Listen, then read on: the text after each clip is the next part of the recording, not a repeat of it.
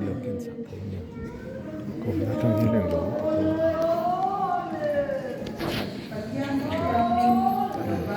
đây là chỗ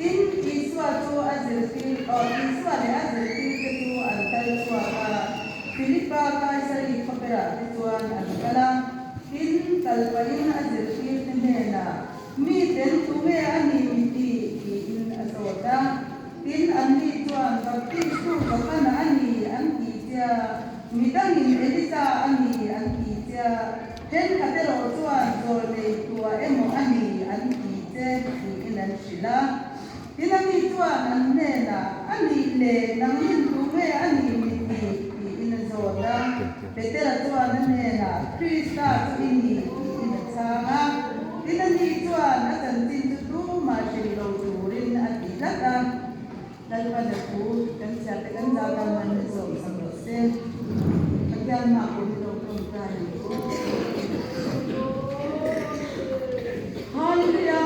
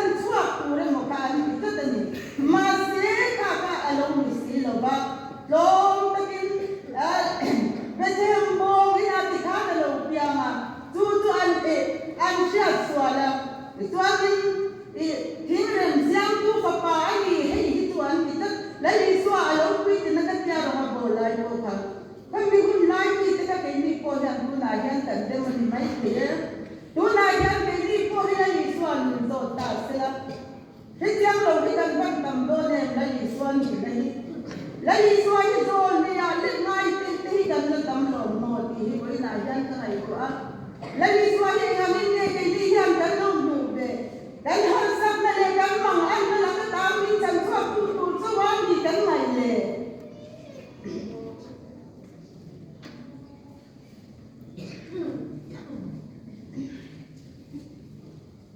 lagi suami Krista mam yani ne rete ne le harsak na tipo hidan tuar be ngai sin kan mang an na tamin san suak tutur suami lo lagi suami Katiana kan ngai na mo kan na hindi dam sa tutur suami lo lagi suami ama pa na seong dam takkan to po palang ama agyang mo kan sui na tur kai jan en ton tura lai min mu cha ka mi de mo sin na le so cha na wa ma de har sab na kara de ko kha min na li so kan sui ngai sin mission na ko kan sui ko an de ko kan sui do ko an kan na mu de kan kala ngai ni kan la li so ko kan sui tura kan in ko sai ko an wa ma to kan sui tura ni lo ba Kay mami tu na to la Yesu hi kan sui tura ni lo. Mission na tuan mo, pite na po kami. Mission na sui lai ko tuan. Ari no me ngai pa. Iti na mo na pia na katia. Ati ti ko kala ni no. Mas de mission na sui lai ko tuan e. Ang haksan le ni kala Yesu ka. Ara pan mai na Yesu kan pite kan bon tuma katsan ni ka. Katiang ka kan dem biang mai te ni ko na yan kan ni le dia kan ngai ta e. Tu tiang tuan ni boy na hilai mo na long kan khom ni. Long don beta ila. Tuan pa ni na tuan na Yesu kan pite ne na kan. An ni le nang ni tu be ani mitti atita pite kan. Krista patian nung sapa tu ini ati. Takkan na Yesu kan. Simon Barso na yan at wala. Di sayang tignan na siya, tignan ni Silo ka. Kapawalin niya na siya, tignan ni Zogat. Karaw kang di matanglaw to ala Yesu ani na siya takan hantak eh. Tumangin mo na yan tini. Kung sa nalongkol tu tini. Kalinan siya siya kan ngaya. Kung sa nalongkol tu kasang taknin malay. Miten engge ini ang kita. Miten tunge ini ang minti. Kayin ang siya siya kan ngaya. Kalongkol pui tili longkol pui tepo nilo. Tapos siya na. Alung subero may tekang. Longkol tu mo min mo emle. Dan mga siya longkol tu ni kasi alam emle. Kayin emle siya kan ngaya. Dan orang pintu tadi tiang tu kan tahu tu itu. Alang at Tolibe la mo ito kay India. Bible sabte biag inlampan. Mide min mo ha tina. Tuan min mo chalukut nisi. Mase mide min mo pa tina. Lai pata min no be kay silo hikan kantam eh. Wala yang hikan kupoy lang yan kan India ya kan ngayon.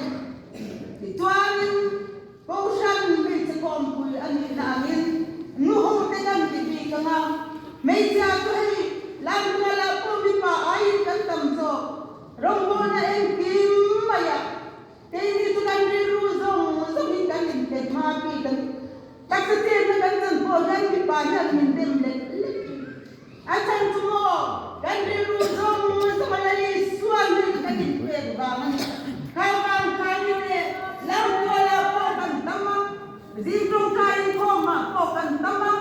En gimma ma ayin min siya kan tayo so. Maseka en gimma ilaw nate irong bol pen nate ipasal lay ko na iten puy kan tunge ang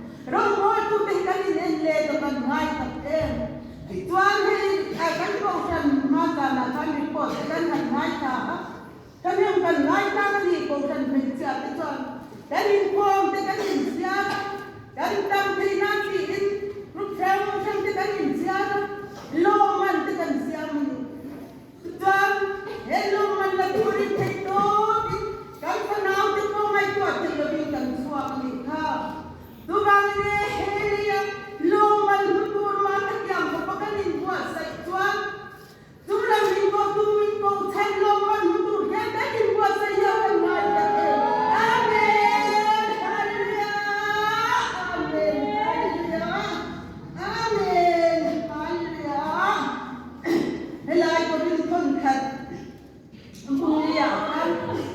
Deni ho he Krista rum ko tu ale pajang rum en ko tu ami ten mi mai ro se yan agan sia de petuan tayan en ko tu turin arin o mangai ni atia deni ho rum ko tu deni mi ten tu tiang fan min tu pe emle pajang rum en ko tu ayan mi ti kan mi tu pe emle iden tiang ko dan ei son na ko ma te ya mi de lai ba ten thei lo na tu ra sum la lu te ki kan le kami nen chang na ban lai ni ti na kan kong so na kun na tok tu te poin kan kun na to na kan ei son na ko ha ya lai ba ten me thei lo na tu ti kan ti en le